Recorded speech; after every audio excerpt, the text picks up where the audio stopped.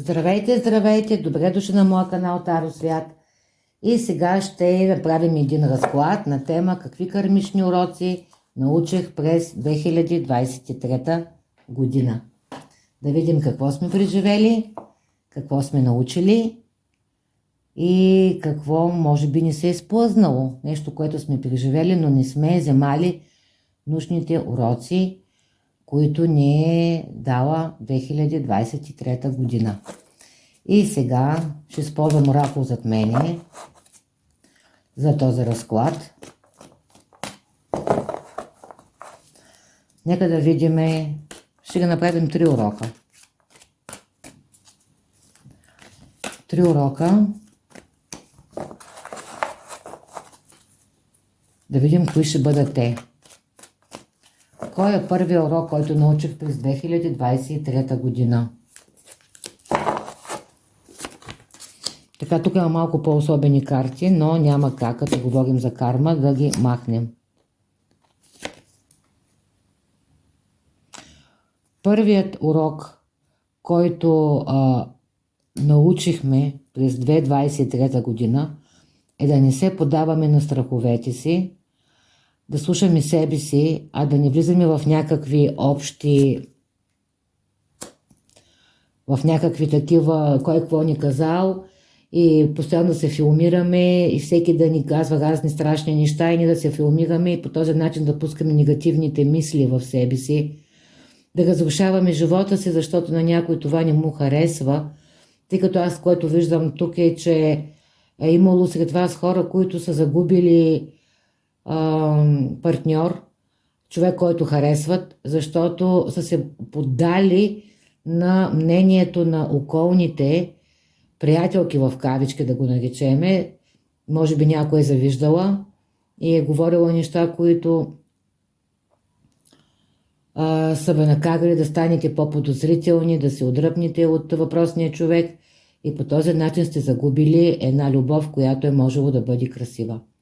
Така че първият урок, който излиза е, че трябва да вярваме най-напред на себе си и да дадем шанс на това, което идва в живота ни, да бъде. Защото когато ние им го отсечем, го губим. Така. И аз сега да видим какъв е втори урок, който научихме през 2023 година.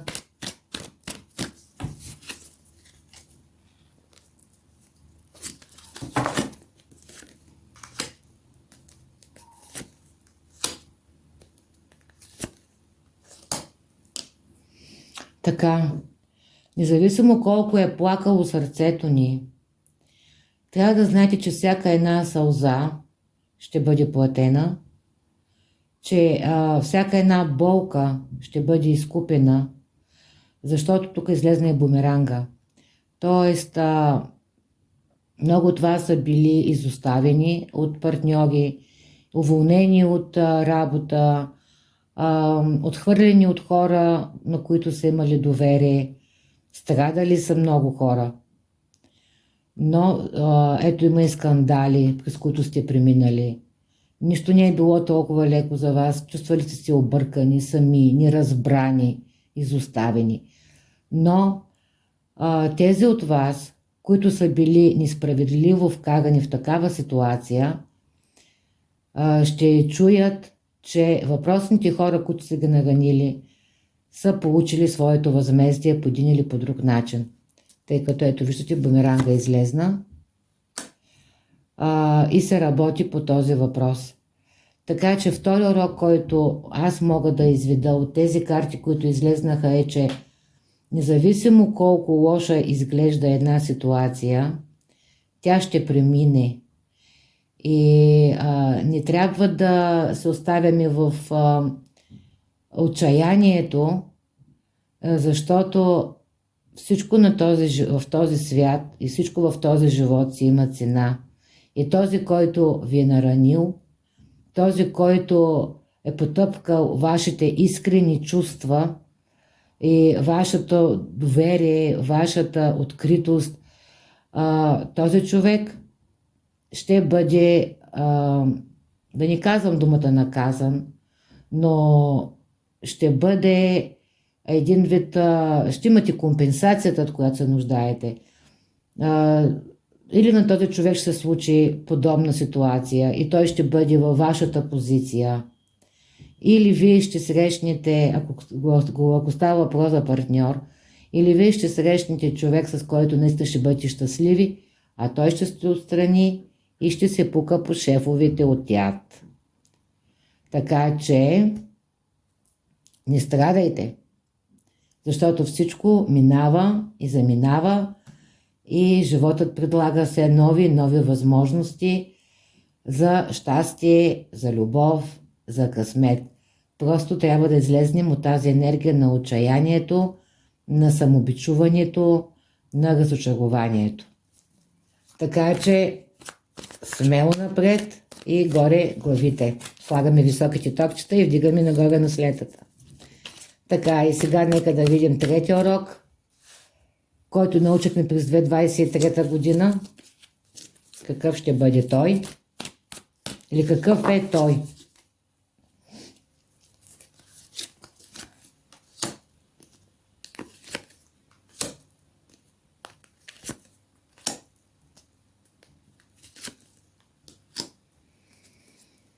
Така, сред вас е имало хора, върху които се е изсипало просто цялата мръсотия. Те са влезнали в своите страхове, недоверие. Много неща са били скрити. Може би това са истини, които са излезнали наяве.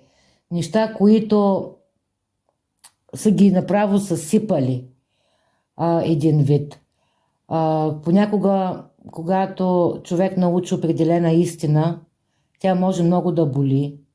Особено когато е била крита от човек, който наистина сте обичали, на който се доверявали. Но това ви е направило вас по-мъдри.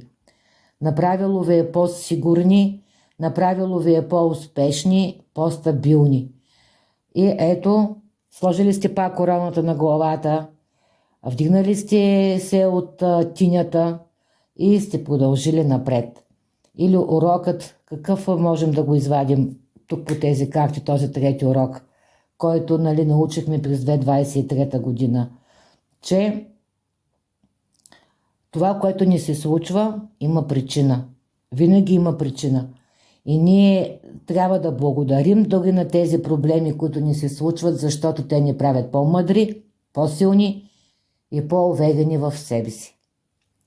Наистина излезнаха много хубави 3 урока, които научихме през 2023 година. Нека да я благодарим, да я изпратим с благодарност и наистина запомним тези уроци, не повтаряме пак същите ситуации.